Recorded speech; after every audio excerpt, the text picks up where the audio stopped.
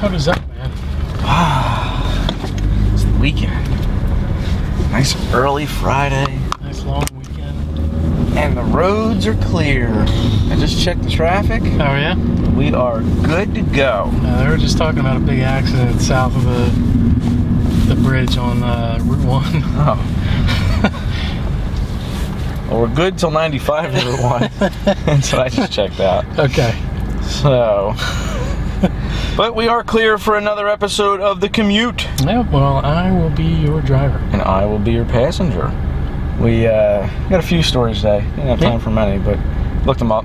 Taking notes off my phone. Oh, okay. You know. But, and also we're on our way to Sully's Irish Pub. Sully's, you looked it up? Yeah. All right. You know the name of it. That's what Bucky O'Toole's. If we're going to do a little review on it, I guess we should at least know the name of the place. Yeah. So Sully's Irish Pub in Middletown, Delaware. So we're going to take off to there. And then when we get back in the car, we'll I'll talk about what we had. talk a little bit. Give them a thumbs up or thumbs down. It is not a destination episode, so we can just flat out let loose if we want to. Yeah. So, going to jail became a little more fun. Okay. At least in Florida. The Lakeisha Johnson, 29-year-old employee of the strip club Tootsie's Cabaret in Miami, Florida, was suspected of stealing an iPad. So, cops were looking for her. They spotted her jumping some fences, and they get her. And no iPad was found on her, but they still arrested her for non-violently resisting arrest. And someone said they saw her slap the cop in the arm and say, "Get off me, bitch." So I guess the cop didn't like that too much. So they take her in jail. They throw her in a cell. When the officers went to approach her in the jail cell, she began removing her clothing, exposing her genitals, buttocks, and breast, and masturbating. So, you know, you go to jail, you get a free strip show. And I've been loving all that. She started shaking the cell doors and offered the officers sexual favors to let her go. They didn't take her up on it. These cops have no sense of humor. Yeah. You know. So she goes before a judge on Wednesday, and the judge couldn't even read aloud some of the allegations against her. He was just kind of like, I can't say these things. So the judge gave her a $100 bond for resisting arrest charge, but didn't cite her for any of these sex shows in jail. Oh. So, you know, you can do these things in jail. I don't know. I mean, normally that's another, sentence or whatever. Sure, I thought she was going to get some time for that. Yeah. I mean, not just stripping, she was masturbating. Yeah, I mean, that's a whole thing. That's God, like, man.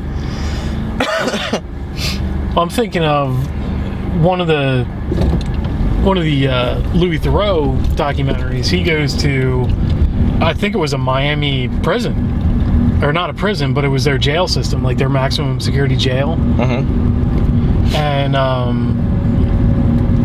he interviews people, and like some of the guys, they get further time for what they called it gunning, and that's when they masturbate to like the female jailers. So they catch them and they give them like 90 more days. Wow. And that goes on top of, whatever sentence they were, well, even in that, I mean, they're not even sentenced yet. That's just the jail. Oh, so you automatically, and then you can get time added from there. Right. Damn. Well, apparently they're not as sexy as Lakeisha Johnson. Go ahead, man. I think you can make it. So your first mistake was saying, go ahead. Yeah.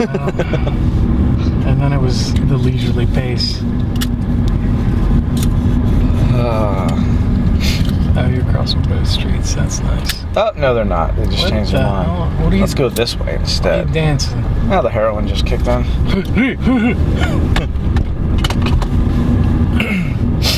Did your kid get any, reward dollars, like fake dollars or tickets or anything like that in class, and then they can spend them on different stuff. Yeah, there's some kind of weird thing like that, like a cool cat thing or something. I don't know. Oh, okay, yeah. Some kind of tickets. And yeah, we get that. I don't know what it's called even in my kids' school, but they get tickets and they can spend them on, not really toys, or some schools have like prizes, but they can do like, if collectively as a class they can get an ice cream party. Mm-hmm. They can hand them in to sit in the teacher's desk for the day. Yeah, stuff like that, just a special thing. Yeah. Well, there's a teacher in Vancouver, Washington, third grade teacher. Ain't gonna work. They got it. Third grade. She's being investigated by the school district. What it is, she had the same reward program, and she would give the kids Monopoly money. Mm-hmm. You know, and they could save it up and spend it on popcorn in class or things like that. Well, one of the other things that she would let them spend the money on is if they had to go to the bathroom. So if you have to go to the bathroom, you have to spend your Monopoly money to go. Wow. Yeah. And it's certainly, you know, like $50 of Monopoly money would get you a popcorn or toys, pizza. And there was, let's see, it didn't say how much they had to spend to go to the bathroom. But what happened was there were a couple kids who started wetting their pants in class. And the parents were a little concerned of it, and they said, well, I didn't want to use my money to go to the bathroom. Yeah. The parents were like, what are you talking about? So they told them, they said, one of the things we can buy is bathroom rights. And they were like, what? And she said, yeah, her friends used theirs for popcorn, and she wanted to be left out, so she got popcorn as well. Yeah. And she couldn't hold it anymore, and she wet herself. So they said, you know, it's not a school thing, it's strictly on this teacher. And she has been suspended while it's investigated, and a substitute teacher has been sent in to replace her. But, man, what a bitch. Why would you, I mean, she was probably doing it so that they don't constantly go to the bathroom. Yeah. You know, like a way to, because kids can get out of hand that way. It didn't have I don't think it had a bad intention. It was just, she just didn't want them to blitz all their money, like, just to hang out and go to the bathroom. But the thing is, once there's one accident, you say to yourself, all right, bad idea. Time to rethink the policy. Yeah, I don't want to be dealing with this all day. This is the stench, and just have someone come clean it up. But once it starts becoming a repeated thing, you realize, okay, these kids aren't going to spend their money on bathroom privileges and just fucking wet themselves. So I imagine she's going to eventually be fired. At least I know at our school, man, stuff not even that bad. Parents get all up in arms, and they go, parents are going nuts, and me included. Yeah. You know, I've gone nuts for stuff. Yeah, especially something like that. I mean, that was my God. Yeah, that happened to my kid. Third grade, too. I mean, that's... Yeah, come on. It wasn't like high schoolers, you know? And the girls were too young to learn the old it's a female thing trick. Or high school girls always said that. Yeah. Let's go to the bathroom. No, you can't. Well, it's a female thing, Mr. Johnson. Oh, hey, go ahead. Go. It's your day. Anytime you want. I tried that once. Yeah, didn't work out. Didn't work. Yeah. What's the teacher's name? I forget which teacher it was. Damn it, I can't remember his name. And I was like, it's Mr. Voltoro. And I said, Mr. Voltoro, it's a female thing.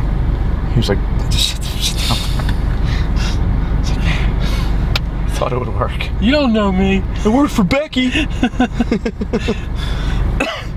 I'll show you. Want me to show you? That's what I should have done, because he would have said, no, just go then. And then if I got in trouble, I said, hey, you told me to show him my junk.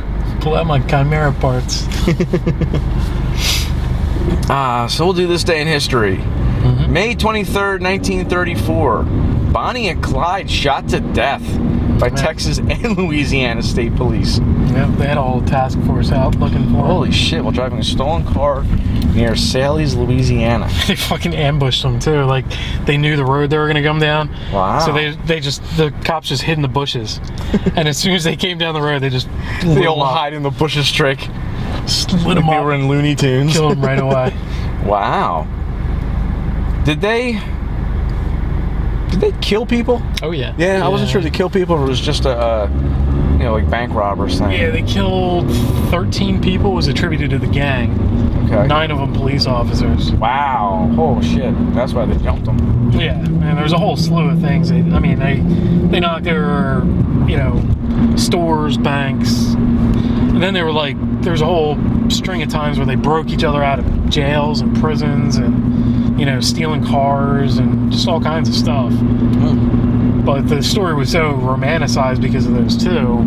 Sure. That, people took them almost like a Robin Hood kind of thing at the time. But, they were... Well, it was almost like, this is the extreme, but natural-born killers. Yeah. It's a couple in love, and they're doing what they can to be together and survive. And yeah, it was the same thing. So, Barrow... The Barrow Gang. Okay.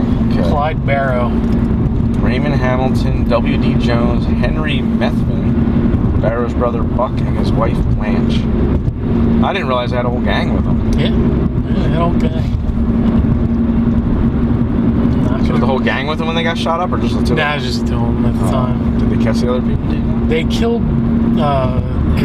killed Bud, and they caught his wife at one of the hideouts that they had. Bonnie and Clyde got away from that hideout, and so the wife was in jail, and they tried to break the wife out, and they got away from that.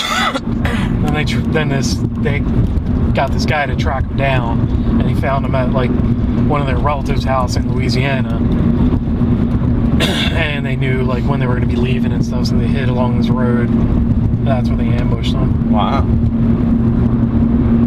Good old Bonnie and Clyde. Yeah. May 23rd, 1701. British privateer William Kidd is hanged for piracy and murder. Commissioned by the newly appointed governor of New York in 1695. In 1696, Kidd sailed to New York to commission men aboard the Adventure Galley and set sail for the Indian Ocean. So what were they? They failed to capture a prize until February of 1698, when the Keldag merchant on the Indian ship, allegedly sailing under a French pass, was taken. It caused great controversy in Britain as the ship had an English captain. So were they? So they were British. Yeah, they were British. He was a British privateer because it wasn't America yet. Okay. It was the governor of New York commissioned him to become a privateer for the British Navy. Okay. So that's when he got the Adventure Galley, took it to New York to get men and stuff, and then he sailed to the Indian Ocean, where they started, attacking ships coming out of India. And after they took that one, they took it and they went back to Madagascar, which was a big pirate haven at the time, and that's when he learned they were looking for him. So he's like, well, shit, they told me to do this, they commissioned me to do this. So then he decides, well, I'm gonna sail back to New York and set it straight. So he sails back, and they take him into custody, and they take him back to London, try him, and hang him. Jesus Christ. And it was a political thing too. Like the Tory party at the time, they wanted to embarrass the Whigs, who like the New York governor was. He was a member of the Whig party, so they figured they were going to shame him by commissioning him and said, "Oh, look at what you did! You set this maniac on the loose. He was taking British ships. You make poor decisions." I'm going to kill you on your decision making. So then the Whigs backed away from Kidd, who had commissioned. They're like, nah, this guy went crazy. He's a pirate through and through. We didn't know he was like this when we hired him. Wow. So they hung him out to dry. They got bent on all the charges, all 5 counts of piracy and 1 of murder for a crew member, and they hanged him. Wow. Tell you what, he was a good ass sailor. Sailing that goddamn far? Yeah. Jesus Christ. No wonder he found his way back. I just wouldn't have gone back though. Fuck that shit. Well, he didn't. He was at the time, he was under a contract. Yeah, but then when you find out the people that, maybe How back do you then. know? You don't know. You're in custody then. By the time he knew. Well, I'm saying, when he knows people are looking for, he thought other... He said he found out from when he was in Madagascar that they were looking for him. That who was looking for him? That the British were looking for him. Oh, the British. Okay. I thought you meant... No, the British condemned him as a pirate after he took that ship. Gotcha. Because there was a big uproar about that because of the English captain. So he found out that, and he's like, well, shit, you commissioned me. It's no fault of mine. So he goes to clear his name, and there was no clearing it. Damn. Thrown under the political bus. I wonder how long back then it would take you to sail from New York to Madagascar. Months. I mean, probably 8 months, depending on the time of year. Yeah, I wouldn't want to be on a boat that long. Nah. I'd go nuts, dude. Yeah, it's... Jesus Christ. You're either built for that or you're not. And back then, what did you have to do? You know? Sit there and whittle shit? And even back then, I mean, even if you weren't built for that, you got pressed into it, depending on where you were. Because they could definitely take you for something like that. I mean, that was not just that. I mean, it was a job. Some people, just like today, they work on these Alaska boats because they can do nothing else. Right. It pays good. It's dangerous, but it pays good. And you figure, shit, it's a job. Yeah. You know. And at the time, that was a legal job. I mean, that was privateering. That's what it was. I mean, you were supposed to take the ships for your country and deliver those ships and stop goods from going back to rival nations. Yeah. So let's see what year they finally killed him? 17, it was the title of it. Oh, 1701. Oh, that's right. That's when they killed him. So 95, he was commissioned. So he had 6 years as a privateer, or 5, I guess, because he had to get the ship and the man. It had to be a fun 6 years, though. Sure. Shit. If that's your thing, sailing the Indian Ocean. Yeah. And he was a captain before that. Right. But he wanted to go to New York to settle down. He bought land and stuff, married, and then the governor commissioned him. So he's like, well, I'm sick of my wife. I'll go away for a few years. So May 23rd, 1911, the New York Public Library, dedicated by President Taft, largest marble structure constructed in the U.S. It took 14 years and $9 million. That was a lot of money back then. Oh yeah. Fuck. 14 years? Yep. It all started from, before that, Carnegie died, and he left a $2.5 million grant to increase the library programs in New York City. That was nice of them. So from that, they took that 2.5, and then there were a couple other, smaller library organizations. They gathered all that money together and then put together the New York Public Library, the big building. Is it still the largest marble structure? Yeah, it didn't say any different, so I don't know. I mean, the only thing I could think of off the top of my head that might rival that is, I think those big, the temples they built for the Mormon churches and stuff. Oh yeah, those are huge. Yeah. So I don't know if those are bigger than that, but it's like a 2-block square. Wow. Yeah, I was gonna say, it's got to be. Yeah, it's huge. Yeah. So I don't. That'd be a fun trip. Check that place out. Yeah. That'd be fun as hell. Yep. Visited annually by 10 million people with 2 million card holders. Probably 100 of them go there to get books.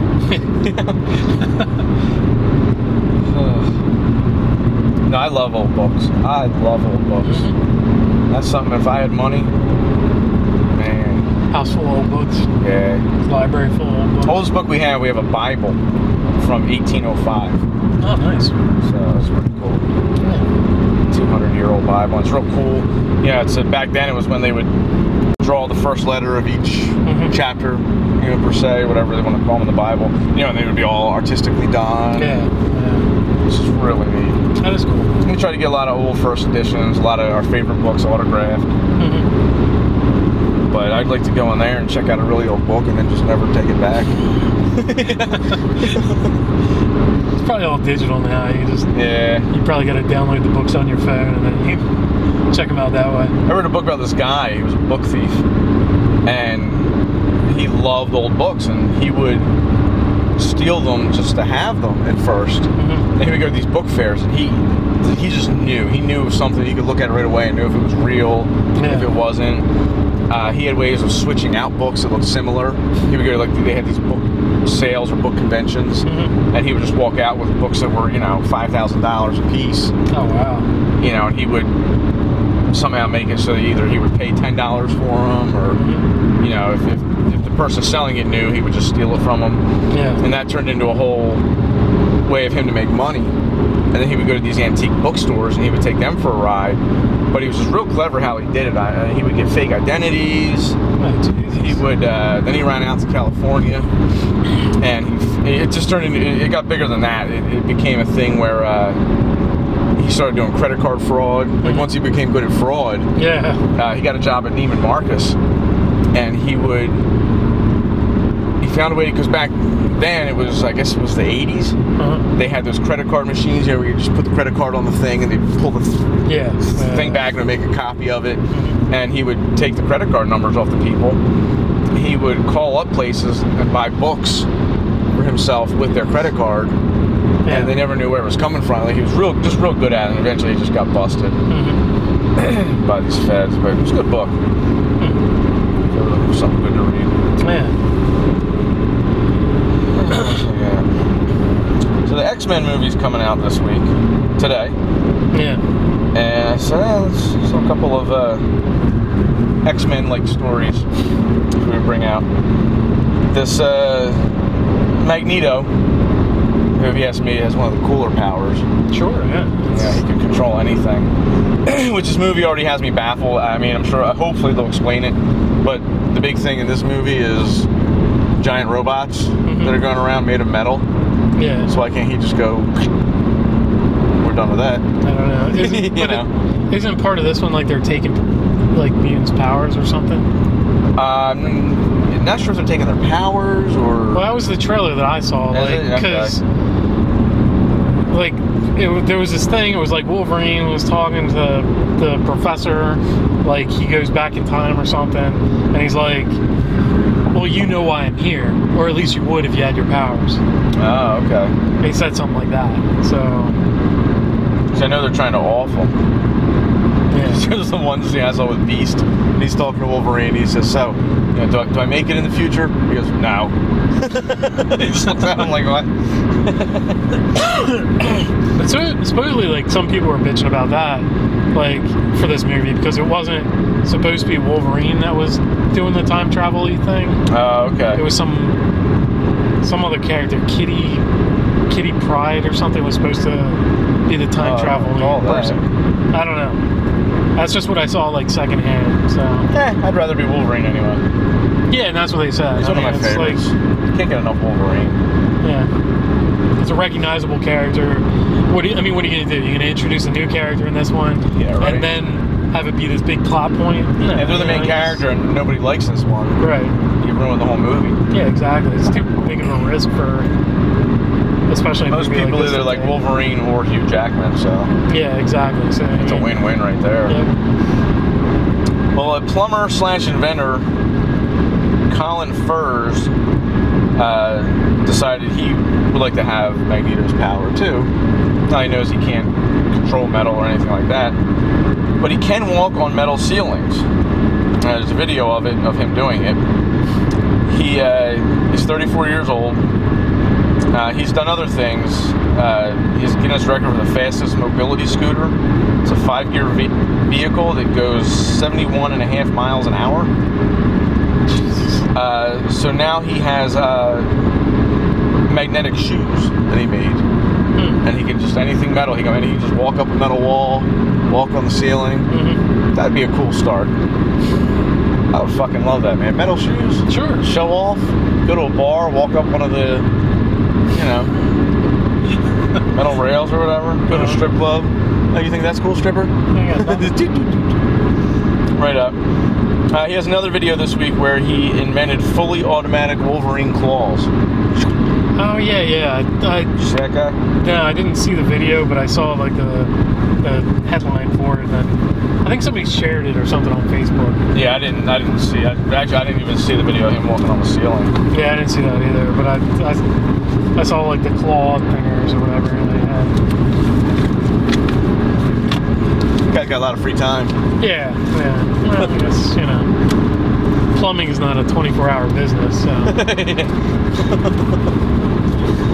He mustn't be a good plumber. Yeah. I think he's a better inventor than he is a plumber. I'm just guessing. Whatever pays the bills, I guess. And supposedly, if you get a good video on YouTube, you can make some money. Oh yeah, that's if you have a good video. Yeah. Some people watch your shit. Yeah.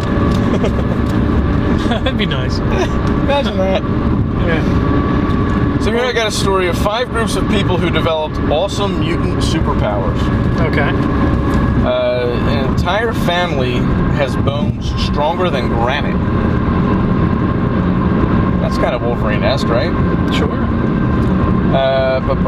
Bear with me here. A guy known to the public only as John crashed his car and suffered no injuries whatsoever. He went to the hospital anyway, just in case he had any internal bleeding or whatnot. But the x-rays revealed nothing. No fractures anyway. They determined that he had ludicrously dense bones, 8 times denser than the average adult. Wow. I could have that fucking luck. All the shit I've heard. So the doctors did the logical thing. They shrugged and sent the guy home. They said, "You got strong bones.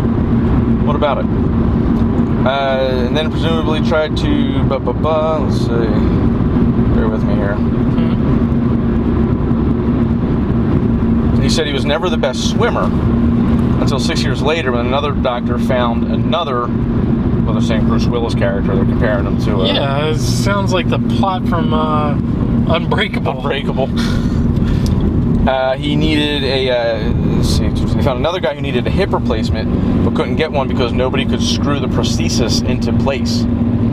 So the 2 doctors that found each of these guys got together and compared notes and realized that they stumbled on something far more interesting than a solitary super mutant, a secret race of super mutants. Oh.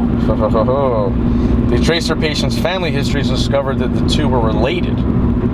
Further investigation revealed that their entire family, scattered up and down the east coast of the U.S., were all a bunch of indestructible supers.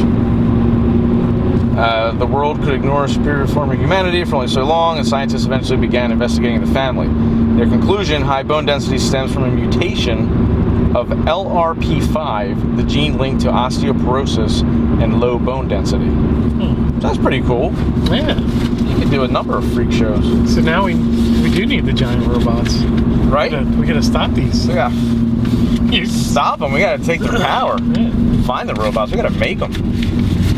Stop me from breaking all my shit. Every time I start to stumble now, I choke in fear. Well, maybe that's why I haven't broken any bones. Ooh. I could be somehow related to. What was the guy's last name? We gotta find out here. You know any? Oh, it didn't give. He's just known as John. Oh, see, could be anybody. Could be, and we gotta do that. That'll be one of the videos we do. We'll try to break your bones. We'll get one of those bone breaking hammers. And smash my wrist. Bone breaking hammer. I call it a sledgehammer in my garage. Oh, okay. Yeah, we don't even have to go. Lay down on your back on the driveway, and I'll just start smashing your knees and shit. Yeah. Oh, that hurt. Yeah, but did you break anything? We don't know. I'm unharmed. Quit with your facts, would you?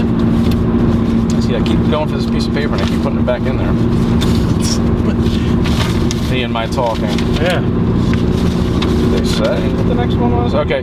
The tribe of sea nomads can see perfectly underwater.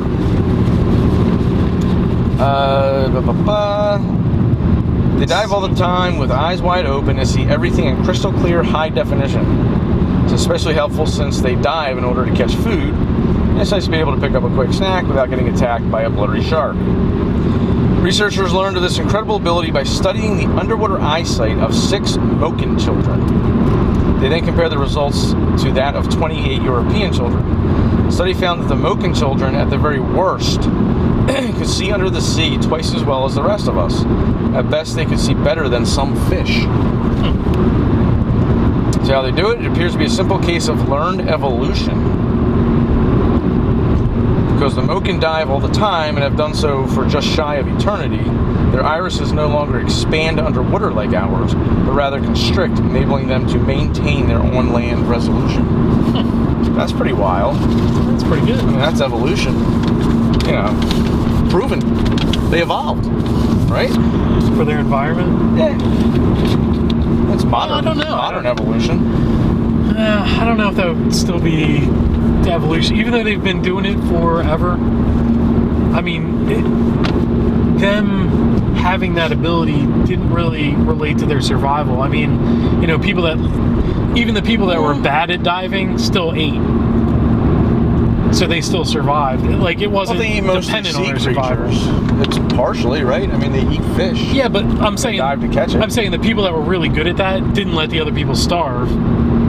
Oh, I see what you're saying. They still fed them. Like, right. nobody died off because they didn't have that trait. Right.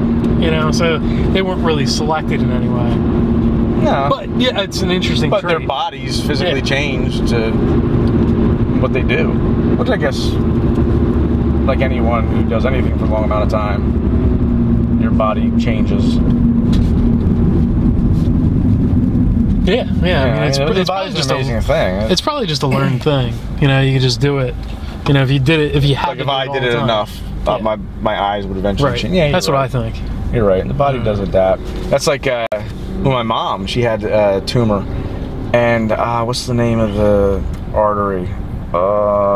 Anyway, there's one huge artery you have that goes all the way down, like through your body, that feeds blood to all your organs. Well, this tumor had choked off that artery. It was gone. So they couldn't figure. They're like, well, we don't know how you're alive because you're not getting, when we look at this, you're not getting any blood supply to your organs. Her body, because it was getting choked off, made new veins to go to all the organs. So she had veins that no one else had. Right. So, I mean, the body adapts to situations. So my mom was an X-Man. She could live extra vein for a while until she couldn't.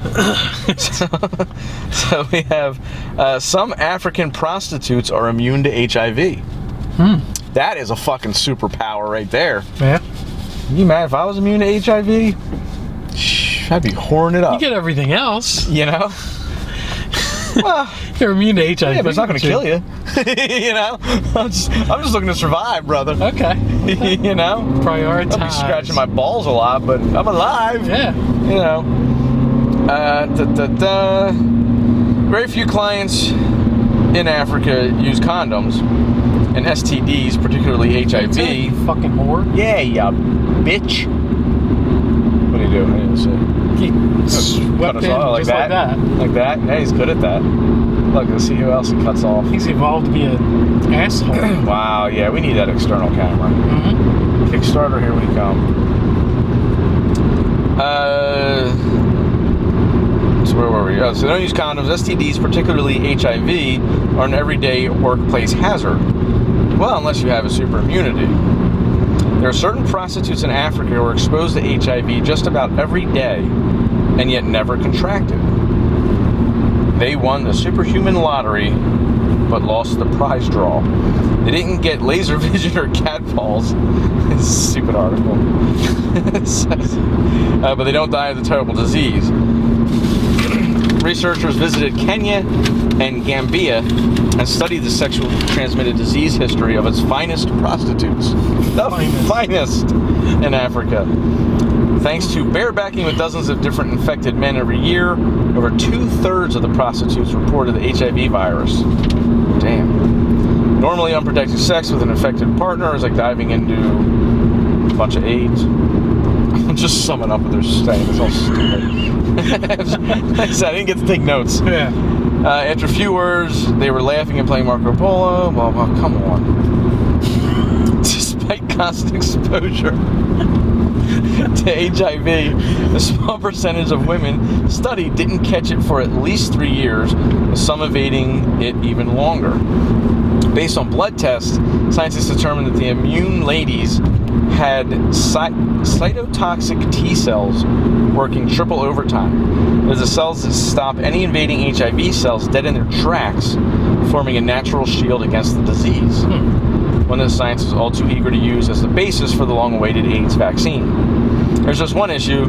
T cells only work if they're constantly in action. That's crazy. Many of the immune women lost their immunity shortly after leaving prostitution behind. It seems that at the first sign of peace and quiet, their immune systems let their guard down. So, I guess if they use that to make an AIDS vaccine, they just have to keep loading you with AIDS every week. Sorry, I gotta go get my AIDS. It's a constant vaccine you gotta take every week. Constantly getting AIDS. Now this says 5 groups, and what would we read? 3 groups of people? I saw one. There was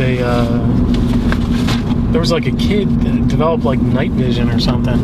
Night vision? Yeah, like he could see perfectly well, like in the dark, like, and like them just filming him and stuff. Like his eyes like reflected like a cat's eyes or a dog's eyes, like oh wow, in the dark. It was weird.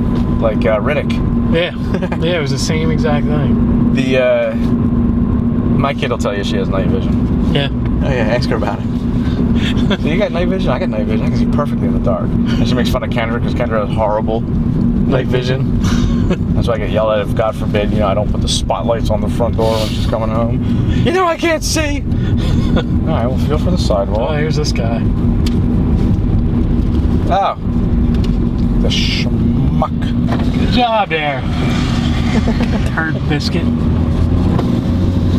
Music's so loud. This one's kind of dumb. People who live at high altitudes have more strength with less oxygen. I thought there was a cool one. People living at high altitudes, like the Sherpa, they apparently process oxygen better than other people. And why is because they have like extra capillaries like in their lips. Really? Lips? Yeah, that over time they've developed that like as a thing. They're closer to their skin, so they take in more oxygen like through their face and their lips. And I wonder if that's what this is saying. It could be. Yeah, the same thing. It's just like you adapt. For most humans, prolonged exposure to high altitude leads to a number of unpleasant symptoms, such as nausea, heart disease, delirium, and death. For survival there long enough, and you begin to evolve past those issues and become stronger.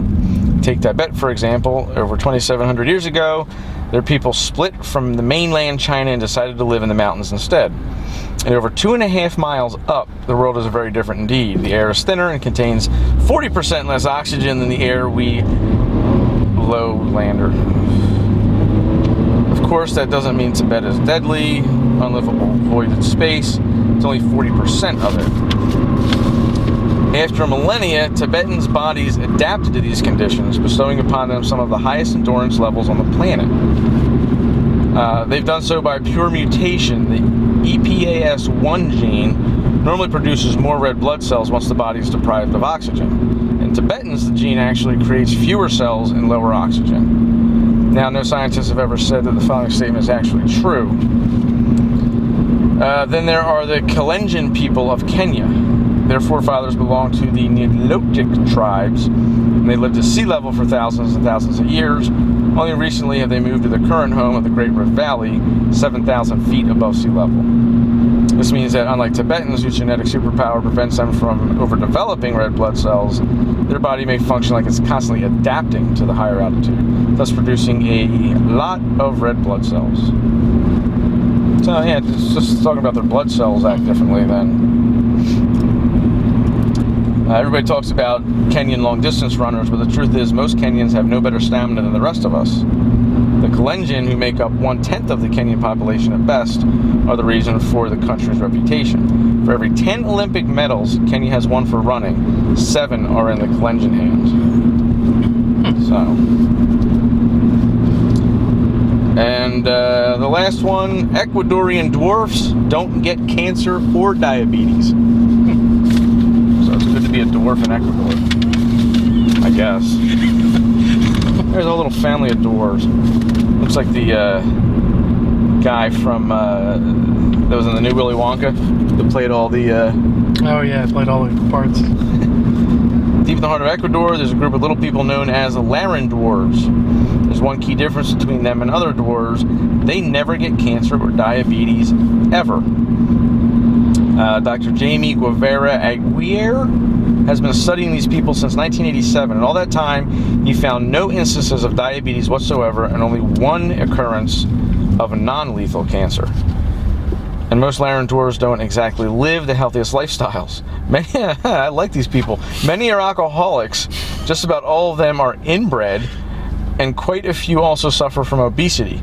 However, when you account for other more preventable causes of death, addiction, and accidents, you find that dwarves live inordinately long lives. It's an entire group of fat, old, drunken dwarves who just will not die. Die, dwarves! The Laren lack a hormone called insulin-like growth factor 1. The lack of it is apparently the cause of their dwarfism, but it's also the reason they could walk up to the next Chernobyl and run around naked with no ill effects. You think so? No. Ridiculous. Come on now. It's been shown to increase, the IGF-1 has been shown to increase cancer cells in the body, and studies suggest that reducing or outright removing the hormone can stop the spread of such cells. Since the Laren naturally have extremely limited IGF-1 cancer, and diabetes is also associated with cancer, just can't get through. Let me read this before I... Before you recommend any Laren dwarves run up to Chernobyl. So that's it. So that's another thing. If there's any Laren dwarves that listen to the show from Ecuador, and we do have some Facebook likes, right? Or is it on YouTube? I don't from remember. Ecuador. Yeah. One of them we have some Ecuador. So if our Ecuadorian friend is a Laren dwarf, we would like to pay to take you to Chernobyl. We do not endorse. I'm not endorsing it. I want to pay for it. I'm not saying it's okay to do. That's a double down endorsement. I want to take you and I want to dress you like a clown and make you run around Chernobyl, clean up all their leaves that they have running around the place, and then we'll do some tests on you. Well, not me, but some scientist. Yeah, we'll send you. We'll put you to. We'll bring them to what do you call it? DuPont's. Yeah. The Children's Hospital. DuPont. Selling our kid. Hey, fix this kid. Oh. We didn't hit traffic the whole way. Until we're blocks. less than 2 blocks away. All right. Well, we are almost there. So let's cut the camera off, and we'll be back in a few to review Sully's Irish Pub. Sounds good. Okay, so we are back. We just stopped at Sully's. What we thought was Sully's Irish Pub, and it was more of a seafood Middletown something Seafood Company. Yeah. But what'd you think? That was a pretty good burger. I gotta say. It was a good burger. You know, a burger with the crab imperial on top. Yeah, they put a little bit of sear on like the bun, man. And it was a little bit crispy. It was good. It's good. So I can recommend it. I'd go back. They had a good po' boy. It looked like I'd like to try. Yeah. I didn't have any problems with that place. It's good stuff. But then the real action happened.